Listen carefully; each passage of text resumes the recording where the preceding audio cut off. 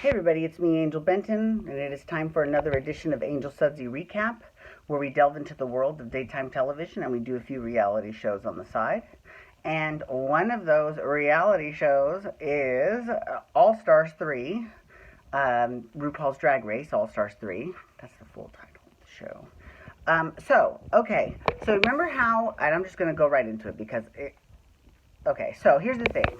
I have to say, I am enjoying this show quite a bit. I'm glad that I am watching it because in addition to, the fact that everyone and their mother is talking about the show and that it's, that's good. And then it's bringing drag to the mainstream and gay people to the mainstream and trans people to the mainstream. I love that too. But so this week, RuPaul had a challenge for the remaining queens, which is basically everyone except Morgan, because Morgan went home last week, which I think was really unfortunate, but it is a game and there can only be one winner. And here's something. Well, before we get into that, let's talk about this conspiracy theory that is surfacing online. Someone said that, because they have Alaska Thunderfuck, who won the last All-Stars, and Chad Michaels, who won the first All-Stars, 1 and 2. They keep showing up in the show dressed like handmaids from Handmaid's Tale, and no one really knows what that's about.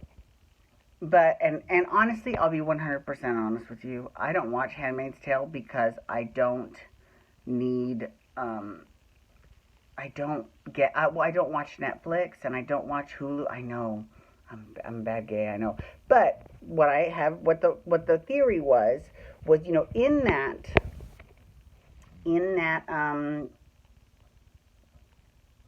that show, Handmaid's Tale, the one that has won all these awards too, in that show, they say that they have a mole in Handmaid's Tale. So, and the mole tells them everything that's going on, secretively or whatever, right? So, the theory is that there is a mole in RuPaul's Drag Race this season. And that mole is Bibi Zahara Benet, the, Miss Cameroon. And here's why people are saying that. They're saying that she's the mole because she's not really eligible to win All-Stars because this show, with the All-Stars that come to compete, they're all non-winners of past seasons. Because there can only be one winner, at least with the All-Stars, you do get a second chance. If you are good enough and have a strong enough personality to be on television, then they will bring you back. So,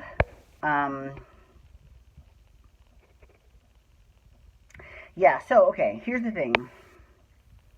I think they might be true because they were like, she will never win a challenge and she will never be in the bottom 2. And this week, they told the top 3, and then she was one of them. But then when they chose their top 2, she was not one of them. And they brought out the 2 girls who are at the top. Now let's talk about this week, okay? So I actually think that I think this theory might actually be true. This is one of those times where I'm like, oh, I never thought of that before. Okay, so they had a challenge where they were doing their own version of Divas Live, which, first of all, I give major props to World of Wonder, who's the production company, because they moved from Logo to VH1, right? And now that they're on VH1, they're kind of having fun with that because, VH1's property is Divas. I mean, they're both owned by the same company, so I suppose they could have done this on Logo, but it makes more sense on VH1. They haven't done Divas in forever, but this was a VH1 franchise. They did it for many years. And so everyone had to dress up they had to basically do celebrity impersonation, basically everyone. Okay, here's the thing. Milk was Celine Dion. And she chose a look for Celine Dion that is not really known, that Celine Dion is not super known for. It was her look. I mean, it was definitely Celine Dion's look. She did have this look for the Met Gala, but it was just kind of a very strange choice. But she did a good lip sync. She was fine. And, there was a few, like every queen had like different queens backing them up. So, after that, so, that was kind of, And then Chi Devane was, who was she? Patti LaBelle, and she was fierce too. She was giving you Patti LaBelle. She's like, she was great. She was really good. I give her major props. She did a really good job. And let's see, who else was there? And they had Diana Ross. That was, I think that was Bibi Zahara Benet, I think. She was Diana Ross. And then they also had, she was okay. I don't know if that was challenge winning worthy enough. But yeah, she was all right. Let's see, who else? Who else was there? There was, Trixie Mattel did Dolly Parton. And that was actually really good. She did a really good Dolly Parton. That was very good. And then also there was Thorgy Thor did Stevie Nicks. Kennedy Davenport did Janet Jackson. And Shangela Hallelujah did Mariah Carey. And Ben de la Creme, and this was interesting, Ben de la Creme did Julie Andrews. Now, here's the thing.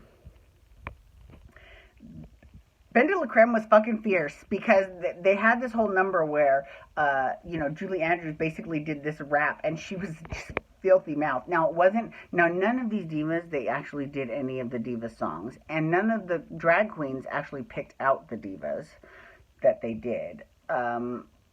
So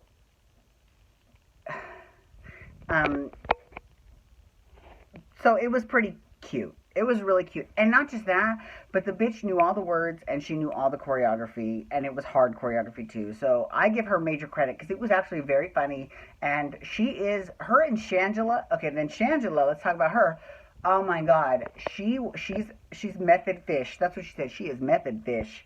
And what she was like, she was very haughty and dismissive during rehearsals. And Todrick Hall was the choreographer and one of the guest judges. And the thing about Todrick is that, first of all, Todrick is great and he's very talented. But even he was starting to get a little, he kind of knew that this was a shtick, but he was starting to get over it during rehearsals. But when it came time for her to perform, he was very effusive. He was like, you know what, you did a very good job. It was incredible. You were in character from the minute we told you who you were. So, that was good. That was good. However, I don't think that Milk quite understood that she was being Mariah Carey. That Shangela was kind of like being a diva because she was Mariah Carey. So she was just talking mad shit about Shangela all episode. And the thing about that, and she said, shush, Valentina. Now, I got to give her props, though. That was a hilarious read. That really was. That was very funny. Because on the last season of All-Stars, of Drag Race, the last season of Drag Race, there was a queen named Valentina who, was a little full of herself, I'm not going to lie. And she was talking about how she's the next Selena. She's so big for the Latin community. Now, I'm not going to lie. That's a little bit offensive to previous Latin queens like Yara Sofia or Alexis Mateo. They were way before Valentina, I just want to say. Anywho, moving on. So anyway, she ended up getting thrown off the show because she had this face mask on, and she was at the bottom too, and they had her lip sync for her life, and she left it on, and they were like, stop. And this was the first time RuPaul had ever stopped a lip sync, and she's like, take that thing off your face. She's like, I'd like to leave it on. She's like, no, take it off. It's a lip sync. Take it off. So she took it off and she lost because she didn't know any of the words. And she's the first one to admit I didn't really learn that song. I didn't think I'd be in the bottom two. I didn't learn that song. Oh, tisk tisk tisk. And not just that, but then afterwards, she's kind of sicked her fans on social media on the queens from that season. So that's kind of not that good. But anyways, okay, moving on. So that's why when she said Shush Valentina, that was a fierce read. I'm not going to lie, that was a fierce read. But, you know, I don't think she got that was like she was in character. You know what I mean? And then Milk didn't get in the top one, and then she started crying. I was like, oh my God, are you kidding me? I would just be grateful that I stayed, and I'd be like, you know, I'm not saying a damn thing. I mean, that would be, I mean, she was like, I was so good, you know. I was like, ooh. Okay, anyways, so, I mean, and even Alec Mappa tweeted about the show, and he was like, Milk's really entitled right now. And don't get me wrong, Milk is very hot as a man. And I don't know who's hotter, Milk or Pearl. Because Pearl's hot too, but he's got that gap in his teeth, which is a little bit of a turnoff, because he's got enough money that he could get that fixed. And then and some people like that, that's fine. But I don't know, to me it's, and Milk doesn't, but Milk, you know,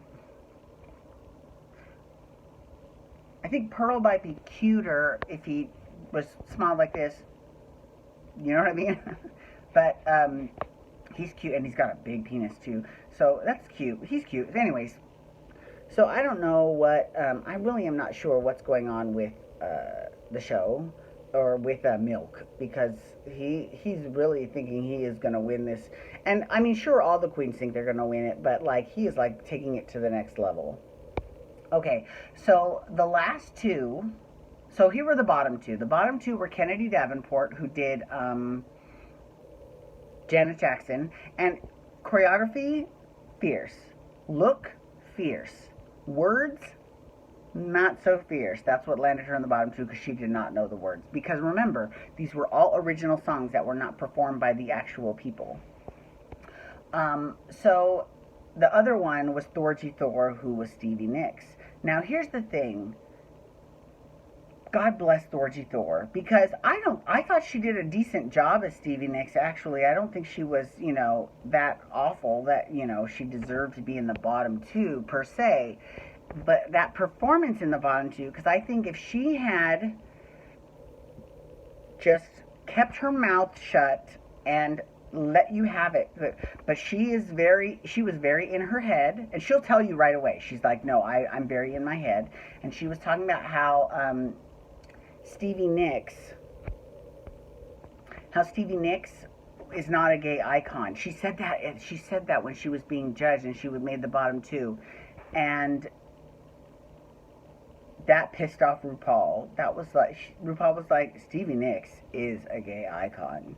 And Kathy Griffin, who heard about this, and she said, you know, it's come to my attention. She tweeted, she was like, it's come to my attention that there are a few queens that don't think that Stevie Nicks is a gay icon. Is this gay enough for you? And it was a picture of Kathy and Stevie together, and it's Kathy tweeting to Cher, of all people, saying, Stevie wants to hang out. First of all, I would sell my left nut to be in the same car as Cher and Kathy Griffin and Stevie Nicks. First of all, I love Stevie Nicks ever since I was a little boy. Stevie Nicks was one of the few people I was obsessed with, and plus she had that pretty blonde hair. I was really into. I had the Rumors album. I was all about it, all about Stevie Nicks. So the top two were, so I just felt like if Thorgy had just kept her mouth shut, she would have stood a much better chance than when she bitched and was like, she's not a gay icon, and I was giving Stevie Nicks. I feel like, you know, they're trying to sabotage me. Okay. Anyways, the top two were Ben de la Creme and Shangela.